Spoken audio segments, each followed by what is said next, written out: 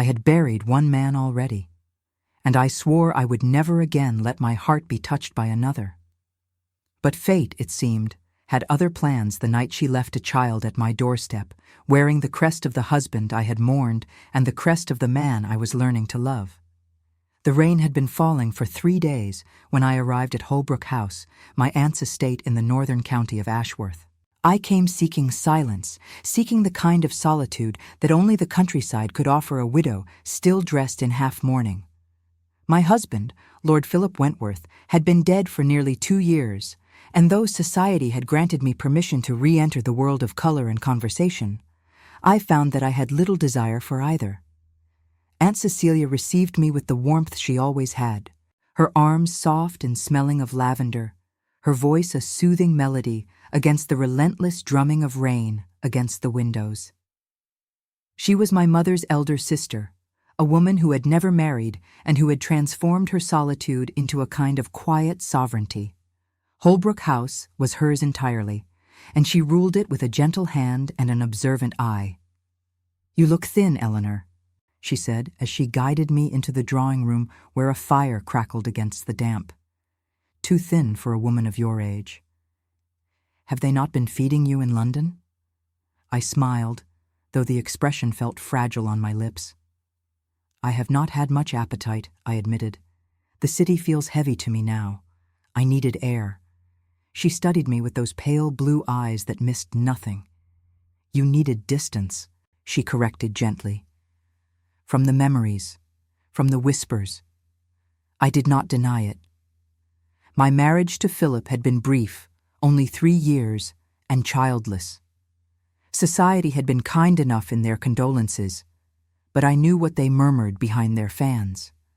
A young widow with no heir, no fortune to speak of, and a husband who had died under circumstances that invited speculation. Philip had fallen from his horse during a hunt, they said, though some whispered he had been drinking and others suggested darker things. I did not know the truth.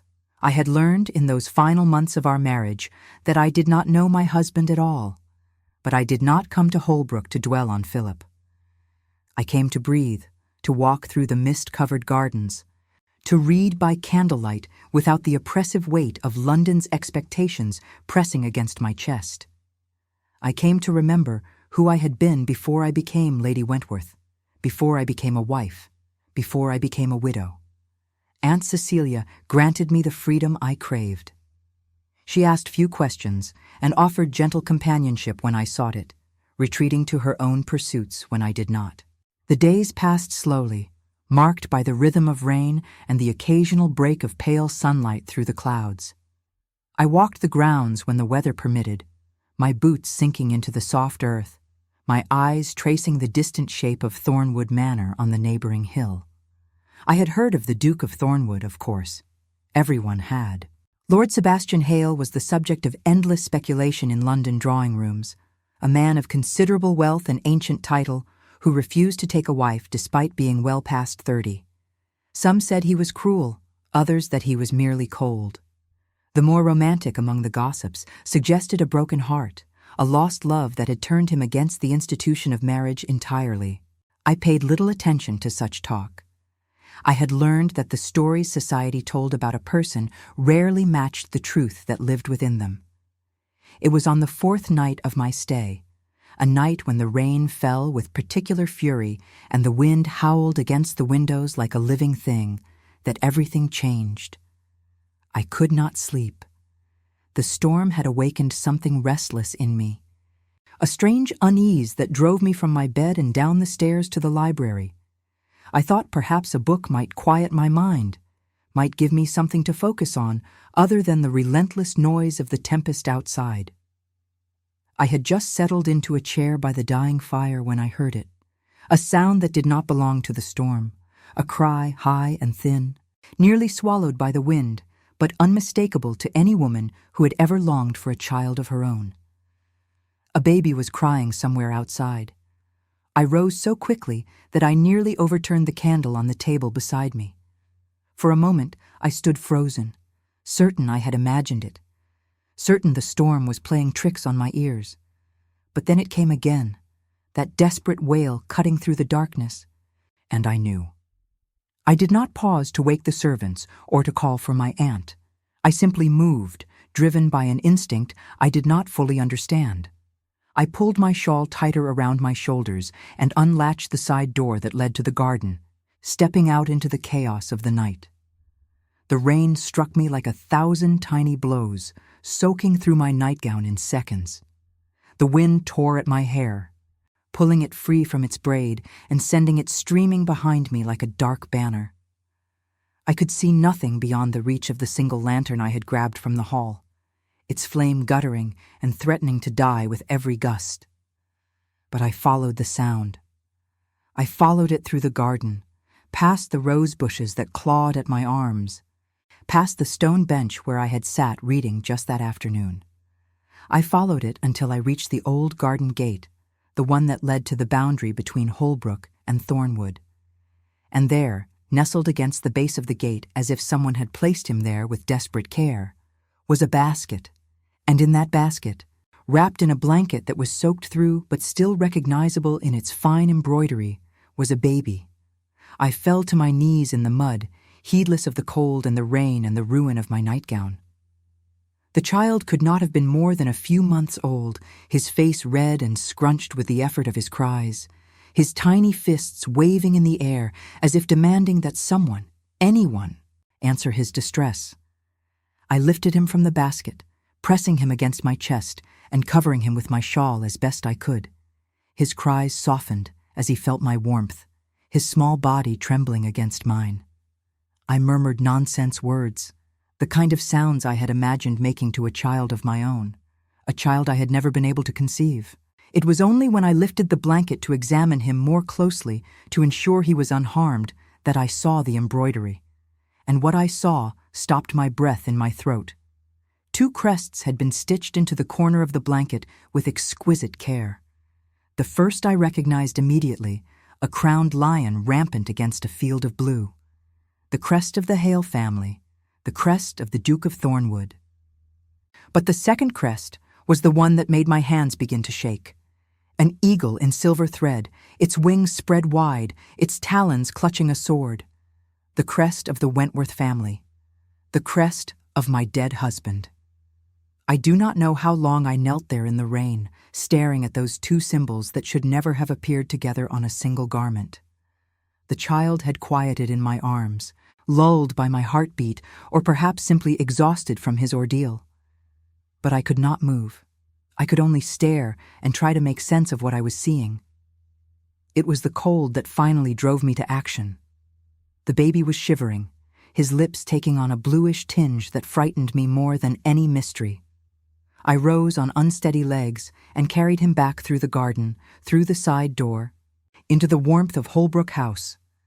The commotion woke the household. Aunt Cecilia appeared at the top of the stairs in her nightcap, her face pale with alarm. Servants emerged from their quarters, their eyes wide with questions. But I had no answers to give them. I had only a child in my arms and a blanket that bore the marks of 2 families who, as far as I knew, had no connection whatsoever. We dried the baby and wrapped him in fresh linens. Cook warmed milk and fashioned a cloth for him to suckle from, a method she remembered from her own days as a young mother.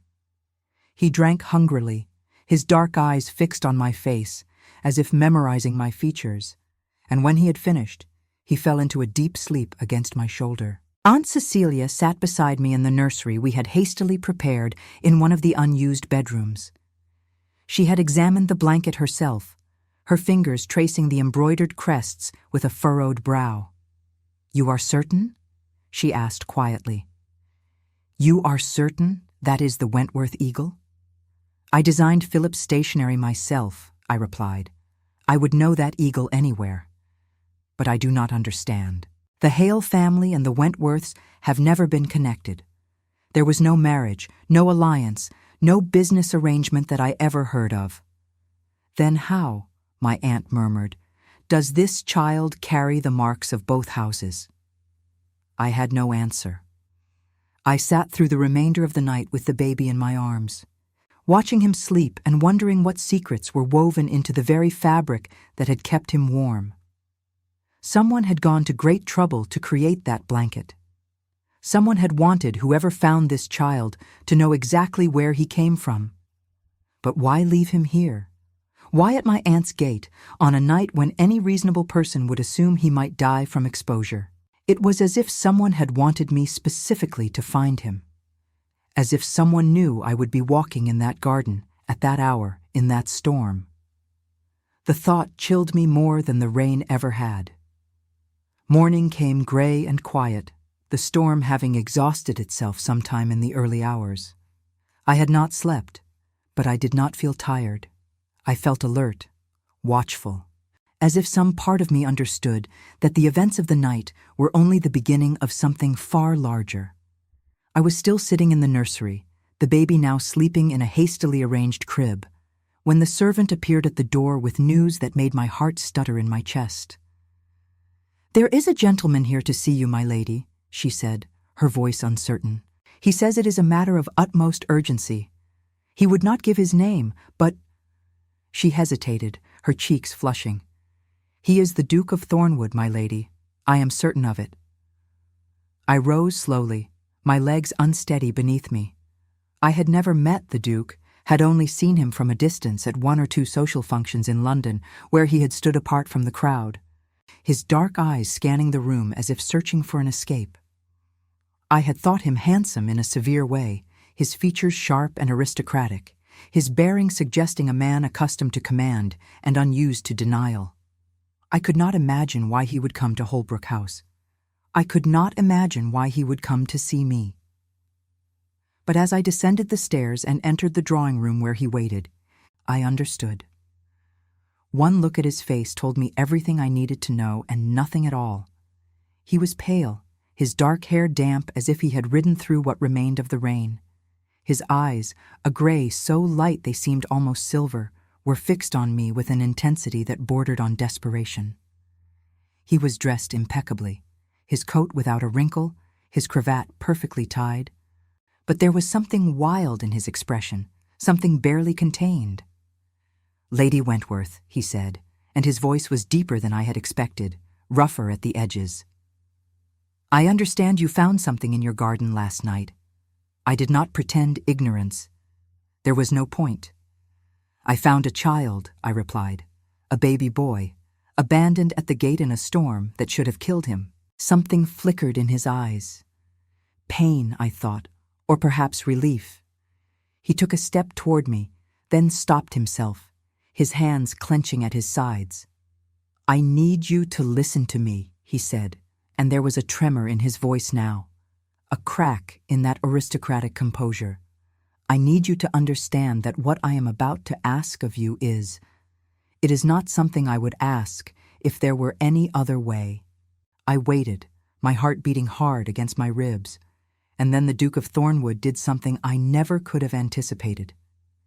He lowered himself to his knees before me, right there on the drawing-room floor, his silver eyes raised to mine with an expression of such raw anguish that I felt it like a physical blow. "Do not ask which family he belongs to," he said, and his voice broke on the words. "Please, I am begging you, just care for him. Keep him safe. Ask no questions, demand no answers. Just let him be a child without a name, without a crest, without a history, at least for now." I stared down at him, at this proud man kneeling at my feet, and I understood that whatever secret that baby carried, it was a secret that could destroy him. It was a secret that could destroy us all. And despite every instinct that told me to demand the truth, to refuse until I understood what I was being asked to protect, I found myself nodding. I found myself agreeing to shelter a mystery I could not comprehend, to care for a child whose very existence seemed to threaten the foundations of everything I thought I knew. The Duke rose slowly, his eyes never leaving mine. "Thank you," he whispered. And then, so quietly I almost missed it, "I am sorry for everything that is to come." He left without another word, disappearing into the gray morning as if he had never been there at all. and I stood alone in the drawing room, my hands trembling at my sides, knowing that my quiet retreat to the countryside had just become something far more dangerous. Somewhere upstairs, the baby began to cry, and I climbed the stairs to answer him, already feeling the threads of my carefully constructed solitude beginning to unravel around me. The days that followed the Duke's visit passed in a strange, suspended state, as if time itself had slowed to accommodate the weight of the secret I now carried. I told my aunt only what I had to, that the child was connected to a family matter of great delicacy, that I had agreed to care for him until arrangements could be made. She accepted my explanation with the grace that had always defined her, asking no questions but watching me with eyes that saw far more than I wished to reveal. I named the baby William in my mind, though I had no right to name him anything. He needed something to be called, something other than the child or the baby, and William had been my father's name. It felt like a small act of claiming, a way of making him mine even temporarily, even falsely. He was a beautiful child, with dark hair that curled softly against his forehead, and eyes that seemed to shift between gray and blue depending on the light. When he looked at me, which he did often with that solemn intensity that infants sometimes possess, I felt as though he was trying to tell me something, as though he understood far more than any child his age should. I spent my mornings in the nursery with him, watching him sleep and wake and reach for the world with those tiny, grasping fingers. I spent my afternoons walking the grounds with him, bundled against my chest, showing him the gardens and the trees and the distant shape of Thornwood Manor on the hill. I did not know why I felt compelled to walk that direction, why my feet always seemed to carry me toward the boundary between our properties. Perhaps I was hoping to see the Duke again. Perhaps I was hoping he would appear and finally explain what I had agreed to protect, but he did not come. A full week passed without any word from Thornwood, without any sign that the Duke remembered my existence or the promise he had extracted from me on his knees.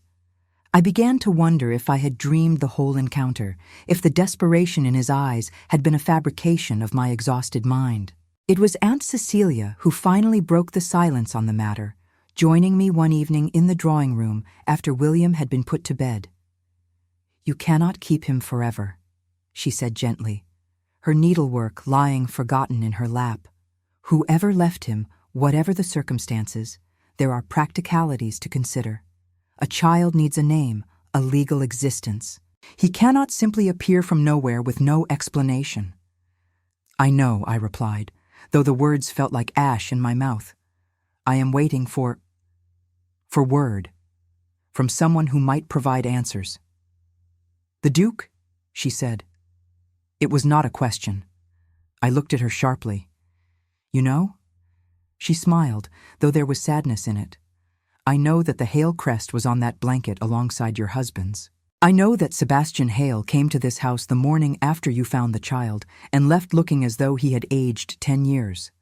I know that you have been watching Thornwood Manor every day since, waiting for something that has not come." She paused, her eyes soft with understanding. "I am not asking you to betray a confidence, Eleanor. I am simply reminding you that you cannot wait forever, and that some secrets, when kept too long, have a way of poisoning everything they touch." I wanted to argue with her. I wanted to insist that I knew what I was doing, that I had the situation firmly in hand. But the truth was that I was drowning.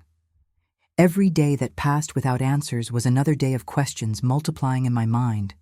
Another day of wondering what connection my husband had to the Duke of Thornwood. Another day of loving a child who might be taken from me at any moment. I did not realize I was crying until my aunt pressed a handkerchief into my hands. "I cannot explain it," I whispered, "the way I feel about him. It has only been a week, and yet the thought of giving him up." "You were meant to be a mother," Cecilia said softly. "Anyone who has ever watched you with a child could see it. The tragedy of your marriage was not only losing Philip, it was losing the family you should have had." The mention of Philip sent a sharp pain through my chest. I had not thought much about my husband since finding William. It was easier not to. Easier to focus on the child than on the questions his presence raised about the man I had married. But I could not avoid it forever. The Wentworth crest on that blanket demanded answers, and those answers would inevitably lead back to Philip. "What do you know," I asked my aunt, "about the connection between the Wentworth family and the Hales?" She was quiet for a long moment, her brow furrowed in thought. "Very little," she admitted. "The families move in different circles for the most part. The Hales are older, wealthier, more established in society. The Wentworths have always been ambitious, seeking to climb where the Hales were content to remain."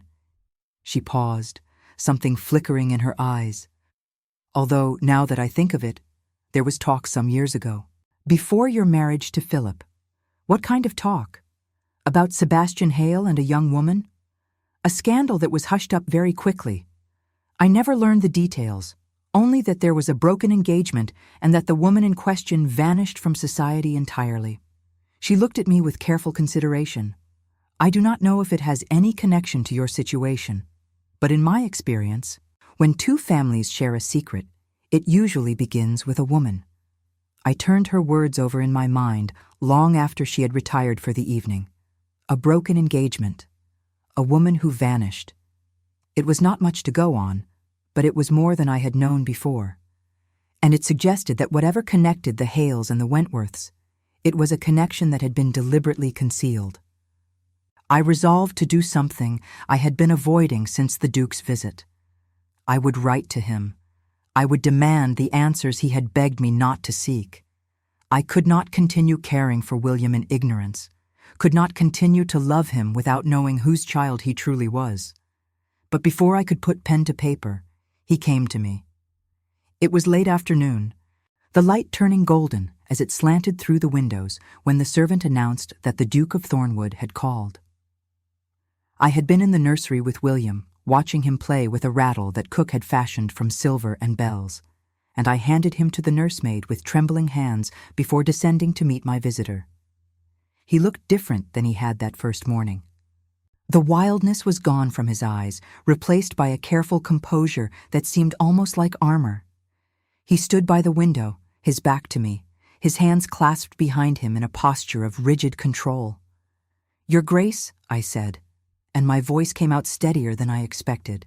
He turned, and for a moment I saw something flicker across his features, something that looked almost like longing, quickly suppressed. "Lady Wentworth, thank you for receiving me." I did not sit, and I did not invite him to. I simply stood in the center of the room and waited, my silence a demand for the explanation he owed me.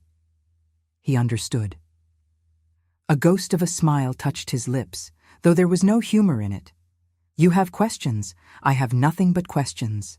You asked me to care for a child without telling me why. You asked me not to inquire about his origins. I have honored that request for a week, Your Grace, but I cannot continue indefinitely." He began to speak, but I held up my hand. "That blanket bore my husband's crest. Whatever secret you are protecting, it involves a man I was married to. I have a right to know." The Duke was silent for a long moment. Then he moved to the chair nearest the fire and lowered himself into it, his movements heavy with exhaustion. I noticed then the shadows under his eyes, the lines of tension around his mouth. Whatever burden he carried, it was wearing him down. "What I am about to tell you," he said slowly, "cannot leave this room. If it becomes known, if even a whisper of it reaches society, the consequences would be catastrophic. For me, for the child, and for you." I sat down across from him, my heart pounding. "I understand." He looked at me for a long moment, as if assessing whether I truly did. Then he began to speak, and the story he told shattered everything I thought I knew about my marriage. 7 years ago, he said, I was engaged to be married. Her name was Catherine Wentworth. The name struck me like a physical blow. Wentworth, Philip's family name. But I had never heard of a Catherine. She was Philip's younger sister, the Duke continued, his voice flat and controlled. She had been kept out of society for most of her youth due to a fragile constitution, or so the family claimed. In truth, she was kept hidden because she was considered unmarriageable. She had no dowry to speak of, and the Wentworths were determined to focus their resources on advancing Philip. I shook my head slowly. Philip never mentioned a sister. In 3 years of marriage, he never once. Because he was ashamed of her, the Duke said, and there was bitterness in his voice now. Because she did not fit the image the Wentworths wished to present to the world. But I met her by chance, at a house party in the country, and I fell in love with her instantly. She was everything I had never known I wanted. Gentle, intelligent, full of a quiet strength that belied her supposed fragility. I could hear the pain beneath his words, the love that still lingered after all these years. What happened? Her family discovered our attachment. They were furious. Not because I was unsuitable, he laughed bitterly, but because they had plans for me. Plans that involved Philip, not Catherine. I do not understand. They wanted to use me, the Duke said simply. My wealth, my connections. They hoped to arrange a match between Philip and my younger sister, Margaret, who stood to inherit a substantial fortune from our mother's side. Catherine's romance with me threatened that arrangement. If I married Catherine, the connection would already be established. There would be no need for Philip to marry into my family. So they separated you? They sent her away. He closed his eyes, his jaw tight with remembered anguish. They told me she had refused me, that she did not wish to marry. I believed them, fool that I was. I retreated to Thornwood and did not emerge for nearly a year. By the time I learned the truth, it was too late. What truth? That Catherine had not refused me. That she had been forced to write a letter ending our engagement while her mother stood over her. That she had been sent to live with distant relatives in the north, forbidden from contacting anyone in society. He opened his eyes, and they were bright with unshed tears. And that she was carrying my child. The room seemed to spin around me.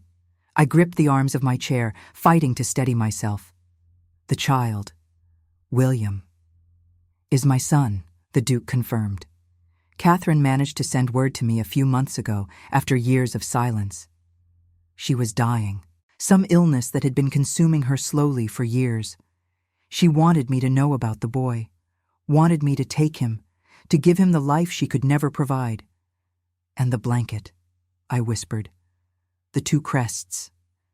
She made it herself, a record of his heritage, proof of who he is. The Hale crest for his father, the Wentworth crest for his mother. She wanted him to know someday where he came from. I sat in stunned silence, my mind racing to absorb what I had been told. Philip had had a sister who had loved this man, who had borne his child in secret, who had died alone and hidden from the world. And my husband, my cold and distant husband, who I had tried so hard to understand, had known. He had participated in his sister's exile, in the concealment of her child. No wonder he had never spoken of a sister. No wonder there had been secrets in his eyes that I could never penetrate. But one question remained, burning in my throat. Why me? Why did you leave the child at my gate? Of all the places you could have taken him, why here? The Duke met my eyes, and something shifted in his expression, something that looked almost like guilt. Because Catherine asked me to, he said quietly. In her final letter, she asked me to ensure the child was found by someone who would love him. Someone who would care for him, not because of duty or obligation, but because of genuine affection. She paused, his voice dropping. She asked me to give him to you.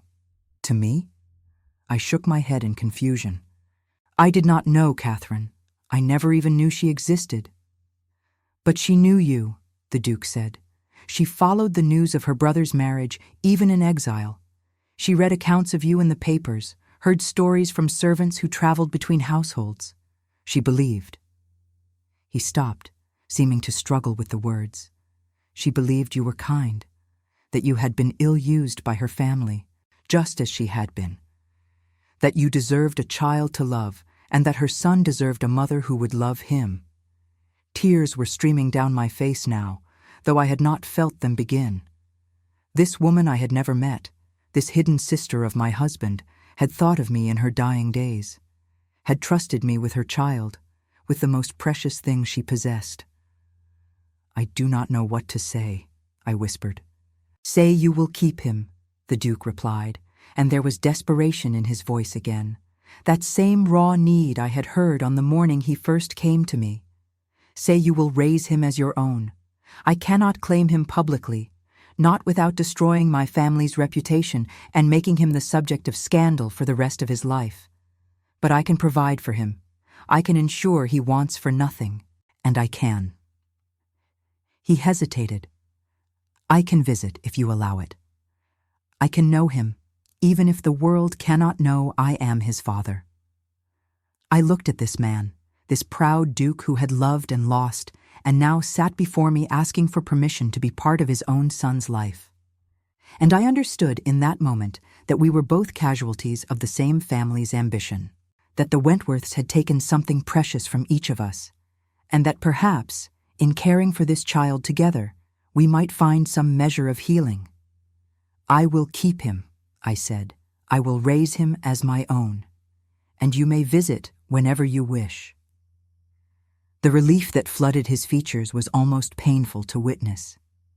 "Thank you," he breathed. "Thank you, Lady Wentworth."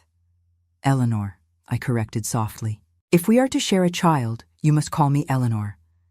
He smiled then, the first genuine smile I had seen from him, and it transformed his face entirely. It made him look younger, softer, almost vulnerable.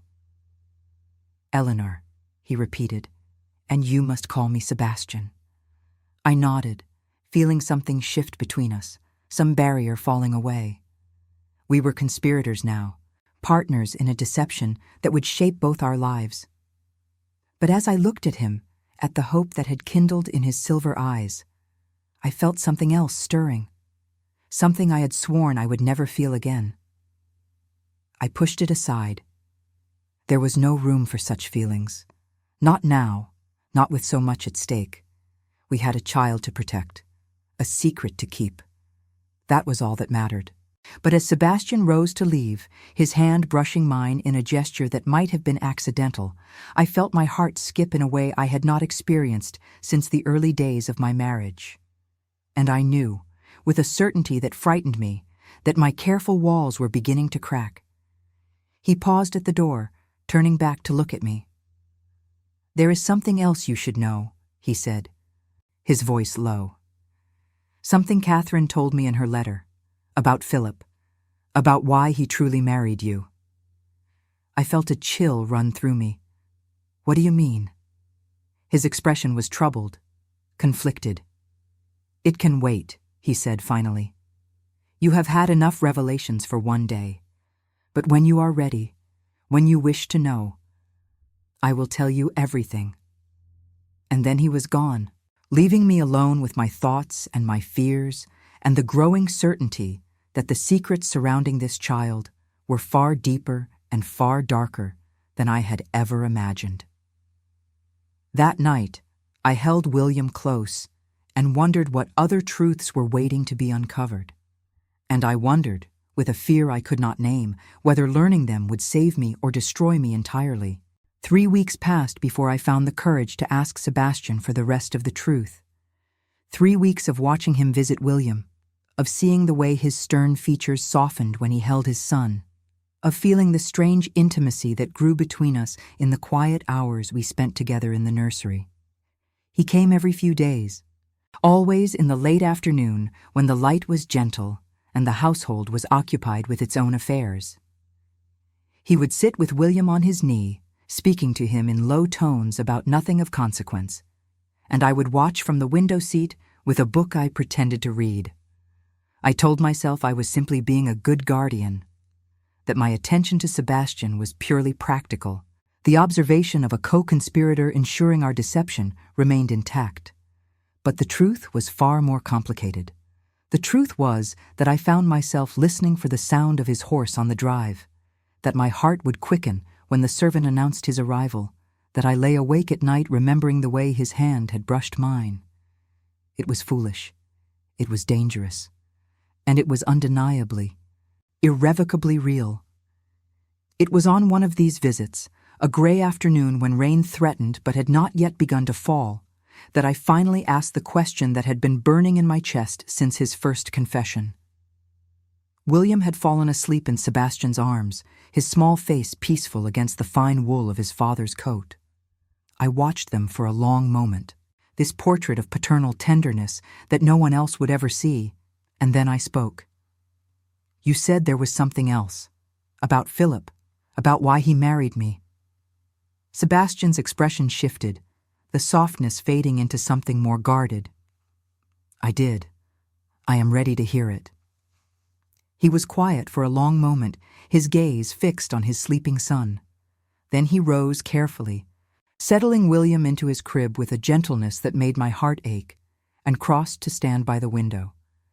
The gray light cast shadows across his face, emphasizing the sharp angles of his cheekbones, the firm line of his jaw. "What do you know," he asked slowly, "of your husband's financial situation at the time of your marriage?" The question surprised me. I knew he was not wealthy, I admitted. My father made that clear when he approved the match. But he had prospects. His family was well connected, and he was. I hesitated, searching for the right word. He was charming, when he wished to be. Sebastian made a sound that might have been bitter amusement. Philip Wentworth was many things. Charming was certainly one of them. It was his primary currency, in fact. The coin he traded most frequently. I do not understand. He turned to face me, his silver eyes dark with something I could not name. Philip was in debt, Eleanor. Catastrophic debt.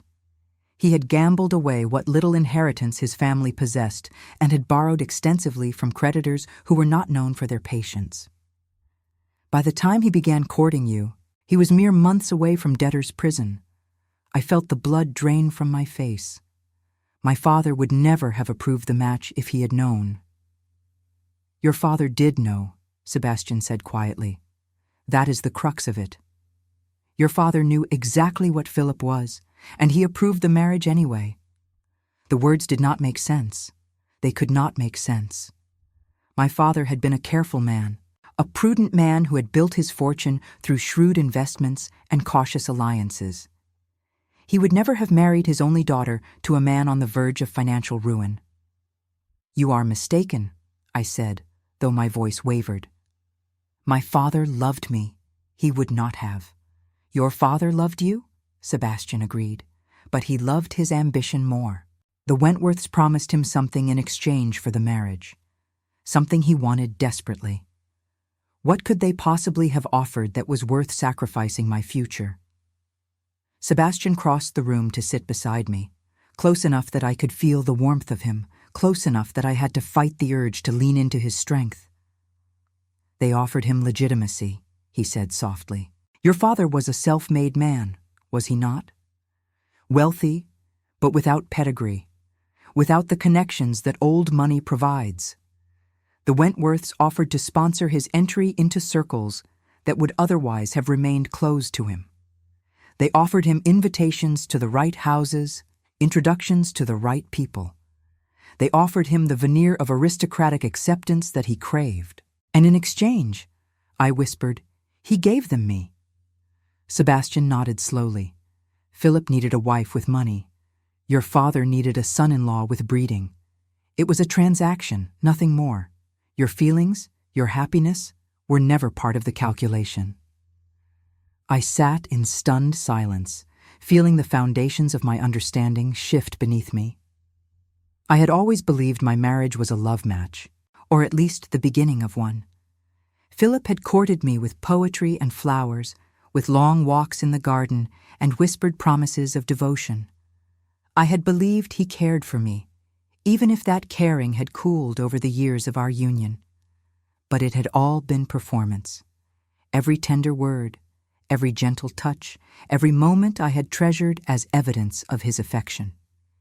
He had been playing a role, and I had been too naive to see it. "How do you know this?" I asked, my voice barely audible. "How can you be certain?"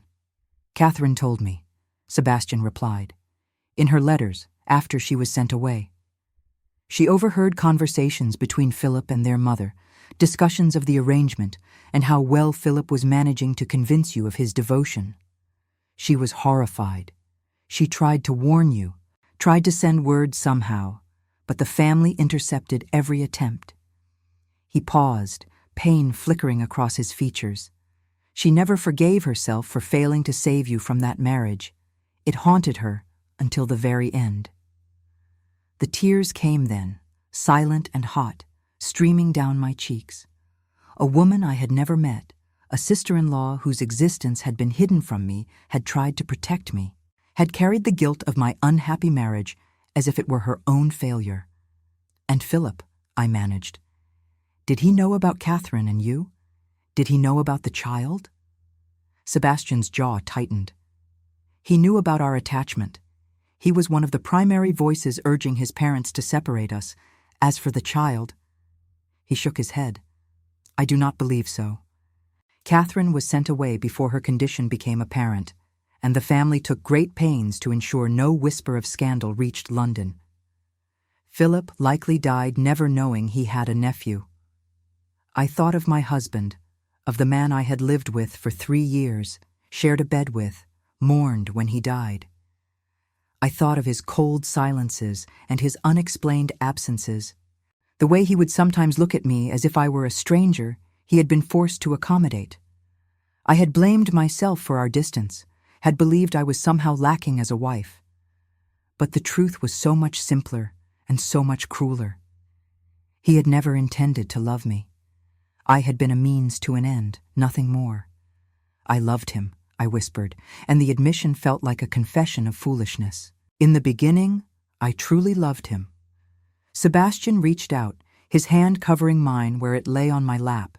His touch was warm, steady, an anchor in the storm of my emotions. "Of course you did," he said gently. "You have a generous heart, Eleanor. You gave it freely and completely as you were raised to do. The fault lies not with you for loving, but with those who exploited that love for their own gain." I looked up at him, at this man who had been wounded by the same family that had wounded me. We were connected, I realized, not just through William, but through the scars the Wentworths had left on both of us. We understood each other in a way that no one else could. "What do we do now?" I asked. "How do we move forward knowing all of this?" "We give William what we were denied," Sebastian said simply. "A childhood free of manipulation. A family built on truth rather than transaction." He squeezed my hand gently. "And we trust each other, you and I. We build something honest, even if it must remain hidden from the world." There was a moment then, a suspended heartbeat, where the air between us seemed to thicken with unspoken possibility. His eyes held mine, searching, questioning, and I felt the pull of him like a physical force. It would have been so easy to lean forward, to close the distance between us, to seek comfort in his arms. But I pulled back instead, withdrawing my hand from beneath his with a shaky breath.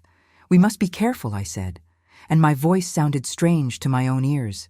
"If society were to suspect—" "They will not suspect," Sebastian assured me, though something had shifted in his expression, a door closing that had been briefly ajar. "We are neighbors, nothing more. Your reputation remains untouched." The words stung more than they should have. Neighbors. Was that truly all we were? Was that all we could ever be? But I nodded, accepting the boundary he had drawn, even as some part of me ached to cross it. "Of course," I said, "neighbors." He left shortly after, and I stood at the window watching his figure grow smaller as he rode toward Thornwood. The sky had finally opened, rain falling in sheets that blurred the landscape into impressionist strokes of green and gray. I pressed my palm against the cold glass and wondered what I was becoming. What dangerous territory my heart was mapping without my permission. That night, I dreamed of Catherine, a woman I had never seen, whose face I could not imagine, yet who appeared in my sleeping mind with perfect clarity. She had Sebastian's eyes, that same silver gray that seemed to see through pretense, and she stood in a garden that was neither Holbrook nor Thornwood, but somewhere in between. "Thank you," she said, and her voice was like music, like the sound of rain on roses. "Thank you for loving them. Both of them." I woke with her words echoing in my ears and the unsettling certainty that I was falling in love with a man I had no right to want. The following weeks brought a precarious kind of joy. Sebastian continued his visits, and I continued to pretend that my pulse did not quicken at his approach. We established a rhythm, a routine of shared afternoons and quiet confidences. He told me of his childhood at Thornwood, of the mother he had adored and lost too young, of the father who had grown cold in his grief. I told him of my own mother, who had died when I was barely more than a child myself, and of the loneliness that had shaped my early years. We did not speak again of what lay between us, that unacknowledged current that seemed to grow stronger with each passing day. But I felt it every time our eyes met, every time his hand brushed mine as he passed William into my arms. It was a living thing, this connection, and denying it was becoming increasingly difficult. It was Aunt Cecilia who finally named what I refused to admit. "You love him," she said one evening, as we sat together in the drawing room after Sebastian's departure. It was not a question. I opened my mouth to deny it, but the words would not come. Instead, I found myself nodding, tears pricking at my eyes. "It is impossible," I whispered. "He is, and I am. There can be nothing between us." "Because of society?" my aunt asked. "Because of scandal? Because of everything. He is a duke. I am a widow of no particular standing. And there is William to consider. Any relationship between us would raise questions, would draw attention to the very secret we are trying to protect." Cecilia was quiet for a long moment. Then she reached across and took my hand. "Do you think," she asked gently, "that he feels the same?" I thought of the way Sebastian looked at me when he believed I was not watching, the way his voice softened when he spoke my name, the way he had held my hand and spoken of building something honest. "I do not know," I admitted, "and it does not matter. Even if he does, we cannot act on it.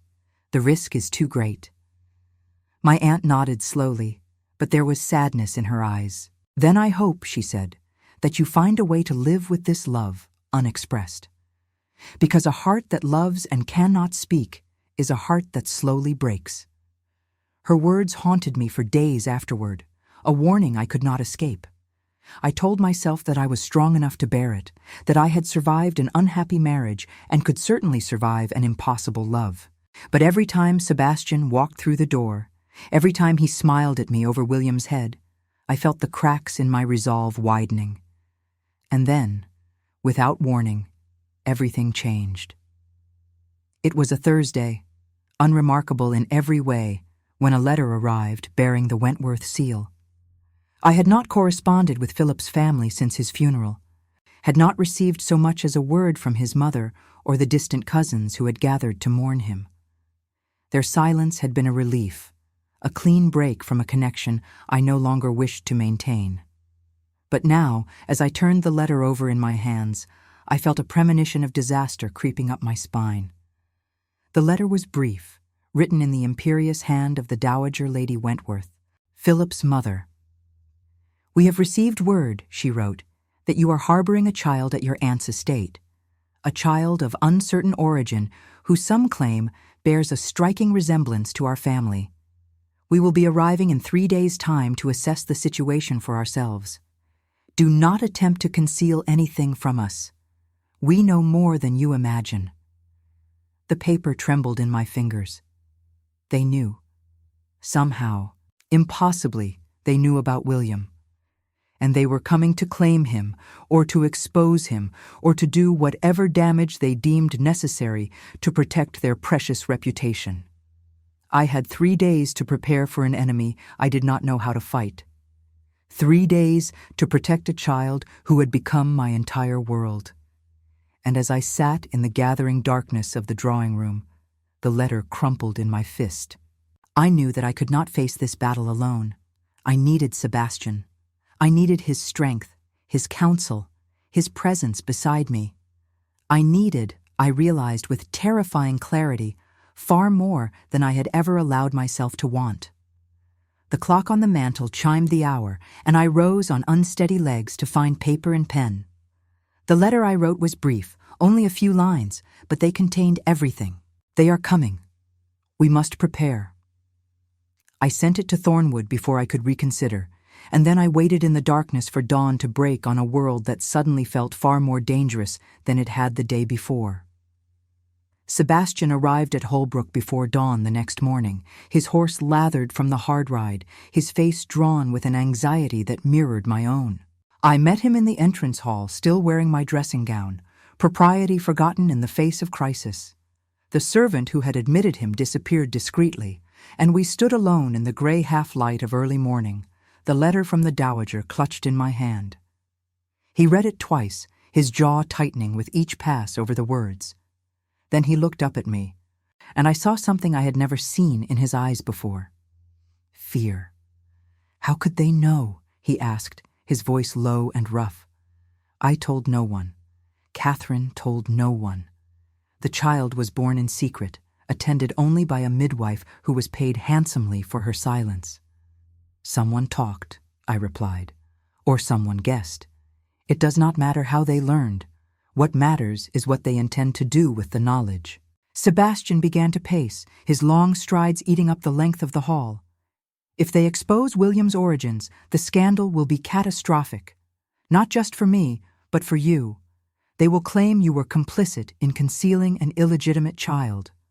Your reputation will be destroyed. I am less concerned with my reputation than with William's safety, I said firmly. If they claim him as some kind of property of the Wentworth family. They have no legal claim, Sebastian interrupted. He is my son. I am prepared to acknowledge that, if necessary. And destroy yourself in the process? I shook my head. There must be another way. Some means of protecting him that does not require you to sacrifice everything you have built. He stopped pacing, turning to face me with an expression I could not read. You would have me protect myself, at the cost of my son? I would have us find a solution that protects us all. I stepped closer to him, close enough to see the fine lines of exhaustion around his eyes, the shadow of stubble on his jaw. We have 3 days. Let us use them wisely. We spent the morning in my aunt's study. The 3 of us bent over papers and correspondence, searching for any leverage we might use against the Wentworths. Cecilia proved invaluable, her long years in society having given her access to gossip and information that would have taken me decades to accumulate. By noon, we had assembled a picture of the Wentworth family's current circumstances that was far more precarious than I had imagined. Philip's death had left the family in dire financial straits. The debts he had accumulated had not died with him, but had instead passed to his mother and the estate. The Dowager was desperate for funds, selling off properties and heirlooms in a futile attempt to maintain the appearance of wealth. Their London house had been quietly let to a merchant family. Their country estate was mortgaged to the very limits of its value. They are not coming out of concern for William, Cecilia observed, her eyes sharp with understanding. They are coming because they see an opportunity. A child connected to the Duke of Thornwood is valuable. They will try to use him as leverage. Blackmail, Sebastian said flatly. They will threaten to expose the scandal unless I pay for their silence. It is what they do, I replied bitterly. It is what they have always done. My marriage to Philip was a transaction. This is simply another negotiation in the same vein. Then we must ensure they have nothing to negotiate with. Sebastian's voice was hard now, the fear replaced by determination. If they cannot prove William's connection to me, they cannot threaten exposure. We need to remove all evidence of his origins. I thought of the blanket, still hidden in my wardrobe with its 2 crests embroidered so carefully by Catherine's loving hands. It was the only tangible proof of William's heritage, the only record of where he had come from. "I cannot destroy it," I said, and my voice cracked on the words. "Catherine made it for him. It is all he has of his mother." Sebastian's expression softened. "I am not asking you to destroy it, only to hide it somewhere the Wentworths will never think to look." He paused, something flickering in his eyes. "Thornwood has a vault hidden within the walls of the old wing. It has not been opened in generations. Nothing placed there would ever be found." I hesitated, torn between the practical wisdom of his suggestion and the irrational fear that sending the blanket away would somehow sever my connection to William. But I knew he was right. The Wentworths would search Holbrook thoroughly. They would leave no drawer unopened, no closet unexplored. The blanket had to be removed. "I will bring it to you tonight," I said finally. "After dark, when no one will see." Sebastian nodded, but there was something else in his expression now, something that made my breath catch. "Eleanor," he said, and his voice was gentler than I had ever heard it. "Whatever happens in the coming days, I want you to know." He stopped, seeming to struggle with himself. "I want you to know that meeting you has been the most unexpected gift of my life. When I left William at your gate, I thought I was simply fulfilling Catherine's dying wish. I did not know that I was also finding." He did not finish the sentence. He did not need to. I saw it in his eyes, felt it in the charged air between us. He was finding what I was finding, a connection that defied logic, a love that had no right to exist, yet existed nonetheless. "Sebastian," I whispered, and his name on my lips felt like a confession. But before either of us could speak further, Aunt Cecilia cleared her throat pointedly from the doorway. "The post has arrived," she said, her voice carefully neutral, "and there is another letter bearing the Wentworth seal." My heart sank. Another letter could only mean one thing. The Dowager was accelerating her plans. I took the letter with trembling fingers and broke the seal. The words inside were worse than I had feared.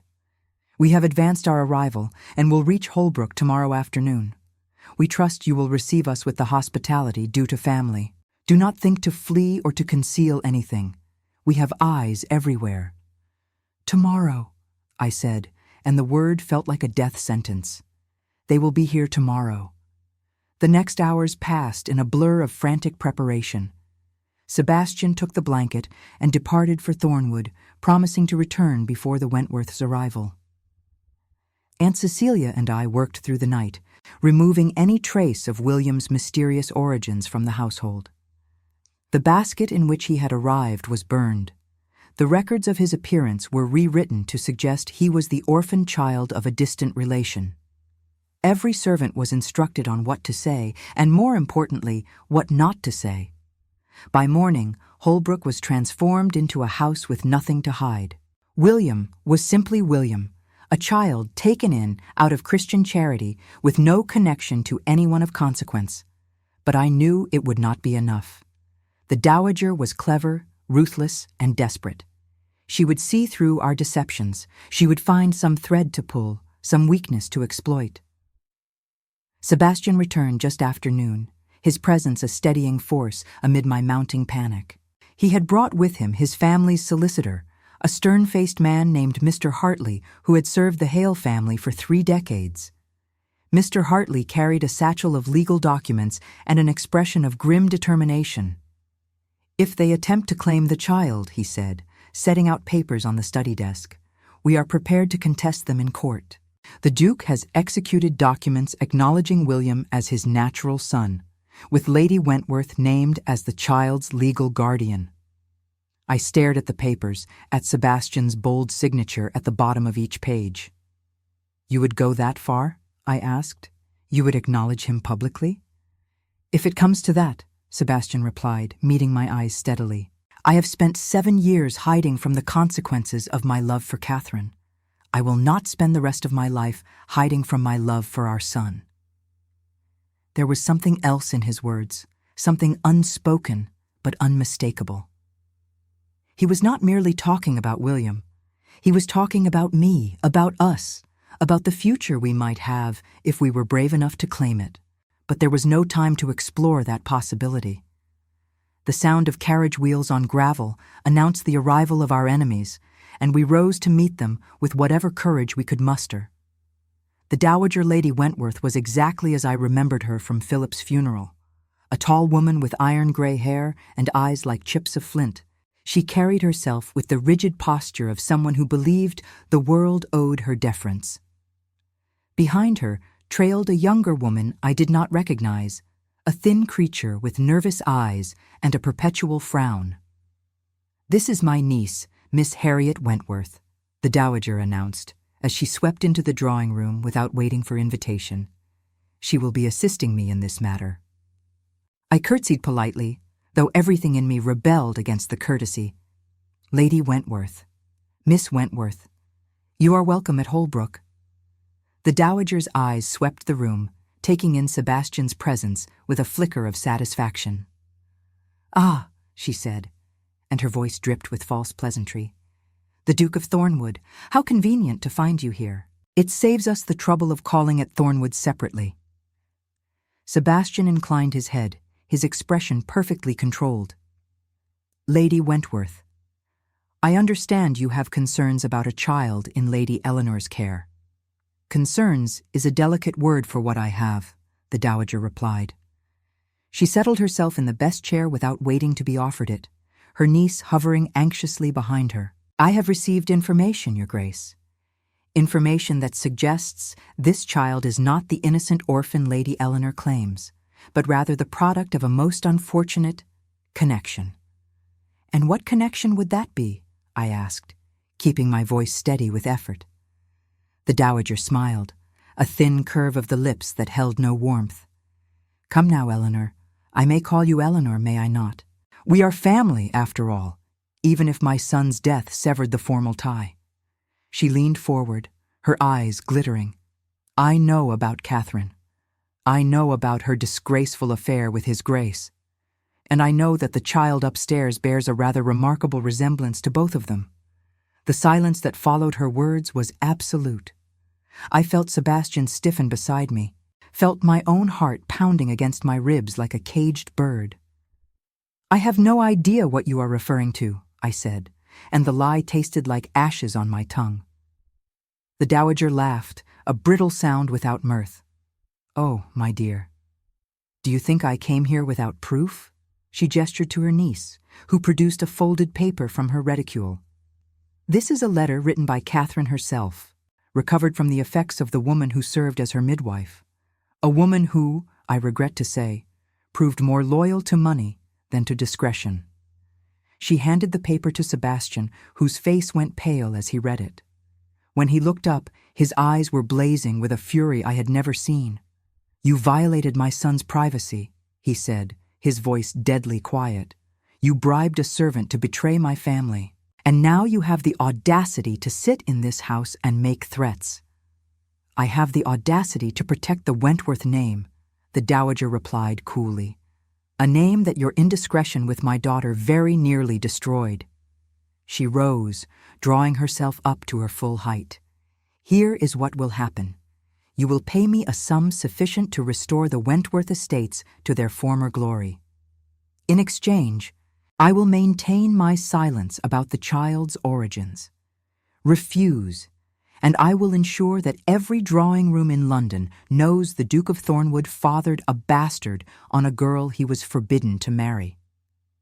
I watched Sebastian's hands clench at his sides, watched the struggle for control play out across his features. The solicitor moved forward, ready to speak, but Sebastian silenced him with a gesture. "And if I pay," he asked slowly, "what happens to the child?" The Dowager shrugged carelessly. "That is not my concern. Keep him, give him away. It matters nothing to me. I care only for the money." I stepped forward then, unable to contain myself any longer. Catherine was your daughter, I said, and my voice shook with anger. William is your grandson, and you would sell his future for the price of a country estate? Catherine stopped being my daughter the moment she betrayed her family, the dowager replied coldly. And as for the child, he is nothing but evidence of that betrayal. I would sooner he never existed at all. The cruelty of her words struck me like a physical blow. This was the family Philip had come from. This was the cold, calculating world that had shaped him into the man who had deceived me. And Catherine, gentle Catherine who had tried to warn me, had grown up under this woman's iron thumb. Something shifted in me then. The fear that had been gripping my heart transformed into something harder, something fiercer. I had spent too long being manipulated by this family. I would not let them do it again. You want money? I said, stepping forward until I stood directly before the dowager. You want to preserve your precious name and restore your crumbling estates. But you seem to have forgotten something important.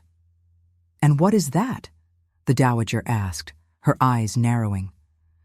I am a widow, I replied, a childless widow, with no heir and no close family to inherit what I possess. When my father died, his fortune passed to me, held in trust during my marriage, but released entirely upon Philip's death. I paused, letting the words sink in. I am worth more than every property the Wentworths have ever owned, and I am prepared to use every penny of it to destroy you if you threaten this child. The dowager's face went white, then red. You would not dare. I would dare anything for William, I said. I would burn your name to ashes and salt the earth where it fell. I would hire every solicitor in London, every investigator, every journalist willing to print the truth about how the Wentworth family treats its own blood. By the time I finished, there would not be a door in England that would open to you. Silence fell again, but this time it was the dowager who seemed diminished, her confidence cracking around the edges. Sebastian moved to stand beside me, his hand finding mine in a grip that was both supportive and something more. Lady Wentworth, he said, his voice calm now, almost gentle. I suggest you take your niece and return to wherever you came from. There will be no payment. There will be no silence purchased. If you speak one word against my son or the woman who has given him a home, I will personally ensure that every secret the Wentworth family has ever buried comes to light. He leaned closer, his voice dropping to a murmur that nonetheless carried clearly in the quiet room. And I assure you, there are many such secrets. Catherine told me everything before she died. Everything. The dowager's face crumpled, the mask of aristocratic hauteur falling away to reveal the desperate, frightened woman beneath. She looked at her niece, at Sebastian, at me, and seemed to see for the first time that she had lost. This is not over, she said, but her voice lacked conviction. Yes, I replied, it is. They left within the hour, their carriage disappearing down the drive into the gathering dusk. I stood at the window watching them go, feeling Sebastian's warmth at my back, his hand still holding mine. You were magnificent, he said softly. I have never seen anyone face down that woman with such courage. I turned to look at him, at this man who had come into my life through tragedy and deception and somehow become the center of my world. I was terrified, I admitted, but I meant every word. I would destroy them all for William. Not just for William, Sebastian said, and his free hand rose to cup my cheek, his touch infinitely gentle. Would you? The question hung between us, laden with meaning. I knew what he was asking. I knew what my answer would mean. Not just for William, I confirmed, my voice barely a whisper. And then, finally, after weeks of denial and distance and desperate wanting, Sebastian kissed me. His lips were soft against mine, questioning at first, then deeper as I responded with all the longing I had tried so hard to suppress. His arms came around me, pulling me close, and I melted into him as if I had been waiting my entire life for this moment. When we finally broke apart, both breathing hard, his forehead rested against mine. Eleanor, he murmured. My Eleanor. I smiled, tasting joy for the first time in longer than I could remember. Say it again. He laughed softly, the sound like music. My Eleanor, my love, my impossible, unexpected, miraculous love. And as the last light of day faded beyond the window, I knew that whatever challenges lay ahead, I would not face them alone. We had found each other through sorrow and secrets, and we would build a future on the ashes of our separate pains, together. The weeks that followed the Dowager's departure were the happiest I had known since childhood. Sebastian came to Holbrook every day now, no longer hiding his visits behind the pretense of neighborly courtesy. We walked the gardens together with William in my arms. We sat by the fire in the evenings, reading aloud to each other. We stole kisses in shadowed hallways, like young lovers half our age. Aunt Cecilia watched our growing attachment with quiet approval, occasionally offering pointed observations about the weather being particularly fine for wedding season. But beneath the joy, a current of uncertainty remained. Sebastian had not spoken of marriage, and I had not asked. The obstacles that had always stood between us remained formidable. He was a duke, one of the highest peers in the realm, expected to marry a woman of impeccable breeding and substantial connections. I was a widow of modest origins, the daughter of a merchant who had bought his way into respectability. Society would never accept our union without scandal. And then there was William. To marry Sebastian would inevitably raise questions about the child I had been caring for. People would wonder, would speculate, would eventually arrive at conclusions that came far too close to the truth. The very love that had brought us together could be the force that destroyed everything we had built. It was Sebastian who finally addressed what we had both been avoiding. We were sitting in the nursery, watching William sleep in his crib, when he took my hand and spoke the words I had been longing and dreading to hear. I want to marry you, Eleanor, he said, his voice low and serious. I want to make you my Duchess, give William a legitimate home, build a life with you that we never have to hide. But I will not ask you to sacrifice your peace for my happiness. If you would rather continue as we are, if the risk of exposure is too great, I will accept your decision without argument. I looked at him. At the face I had come to love more than I had ever thought possible. The sharp angles had softened in the months I had known him, or perhaps I had simply learned to see past them to the tender heart beneath. He was offering me a choice, offering to let me go if that was what I needed. And in that generosity, I found my answer. I have spent my life being careful, I said slowly. I married a man I did not truly know because it was the safe choice, the expected choice. I mourned him for 2 years because society demanded it, even though my heart had little to mourn. I came to Holbrook seeking solitude because I was afraid to want anything more. I reached up to touch his face, tracing the line of his jaw with my fingertips. I am tired of being careful, Sebastian. I am tired of living a life defined by fear. I want to marry you. I want to be William's mother in truth as well as in practice. I want to wake up every morning knowing that I chose joy over safety, love over propriety. His smile was like the sun breaking through clouds. You are certain? I have never been more certain of anything. He kissed me then, a kiss that was both promise and celebration, and when we finally drew apart, there were tears on both our cheeks. The announcement of our engagement was met with precisely the reaction we had anticipated. London society erupted in speculation and scandal. The Duke of Thornwood, who had spurned every eligible young lady for over a decade, was marrying the widow of a minor gentleman with neither title nor fortune to recommend her. The gossip columns filled with theories, each more lurid than the last. Some claimed I had bewitched him. Others suggested I was carrying his child, and he was being forced to make an honest woman of me. A few came dangerously close to the truth, noting that I had been seen with an infant of mysterious origins and wondering aloud whose child it might be. But Sebastian and I had prepared for this. We gave the ton nothing to feed on, no defensive explanations or guilty silences. We appeared together at select social functions, always composed, always dignified, always radiating the quiet confidence of two people who knew their own hearts. Gradually, the furor began to subside. There were newer scandals to discuss, fresher gossip to dissect. Our story became old news, and old news was of no interest to anyone. The wedding took place in late autumn, when the leaves had turned to gold and the air carried the first crisp promise of winter.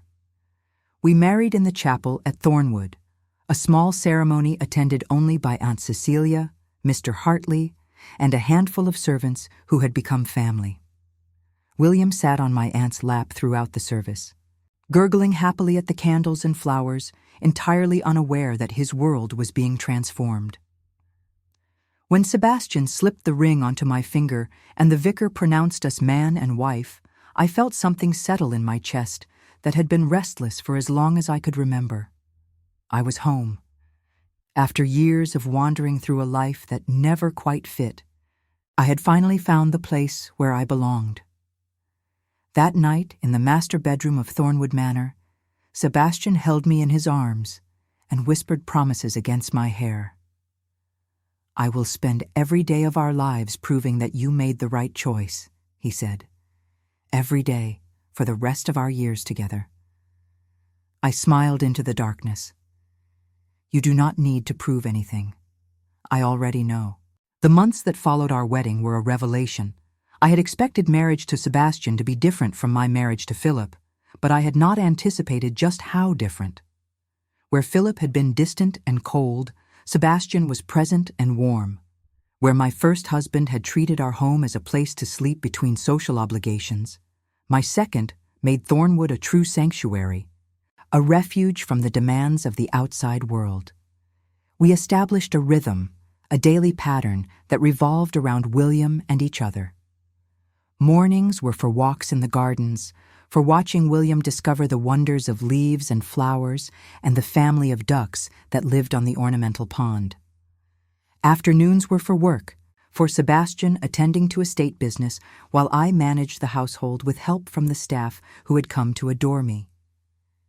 Evenings were hours alone, hours of conversation and reading, and the sweet intimacy of a marriage built on genuine love. It was not always easy.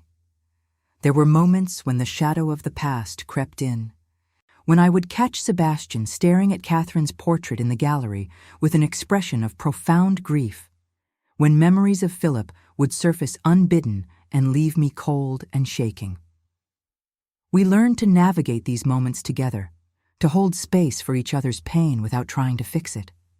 The ghosts of those we had lost never truly departed, but they grew quieter over time, their presence more blessing than burden. William thrived in his new home.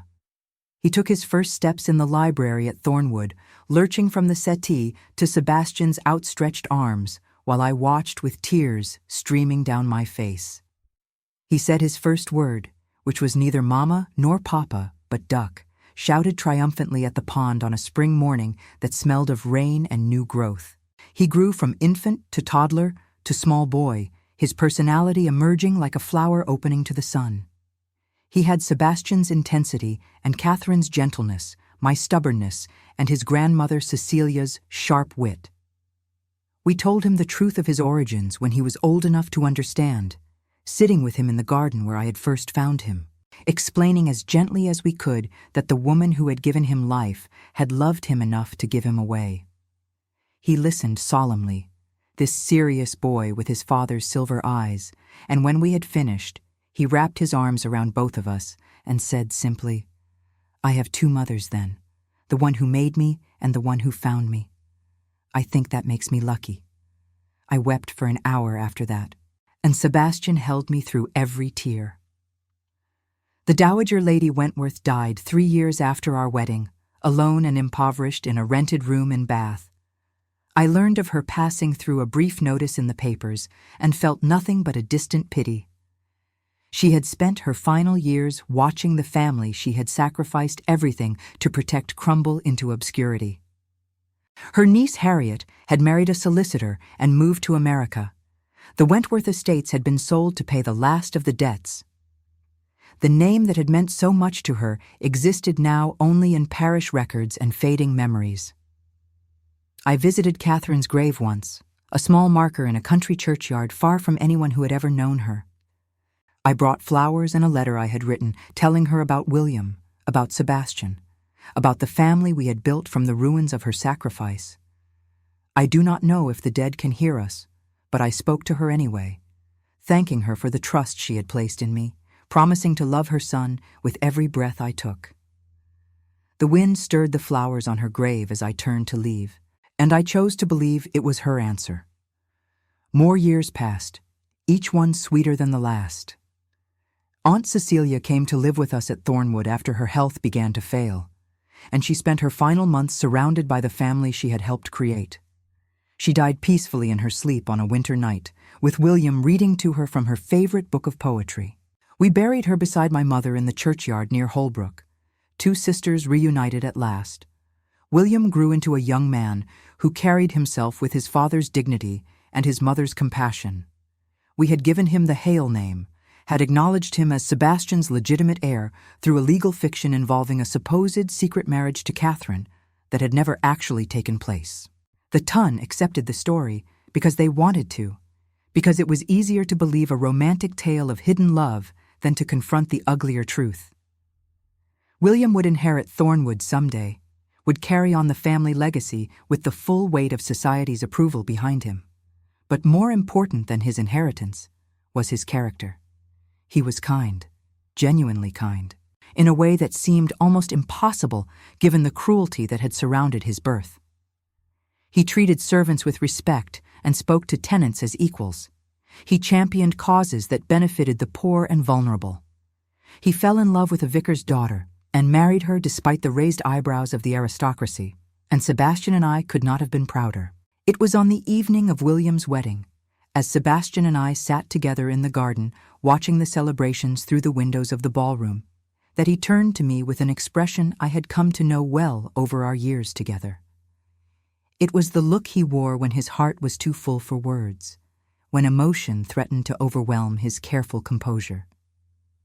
"Do you remember," he asked softly, "the night I came to you and begged you not to ask questions?"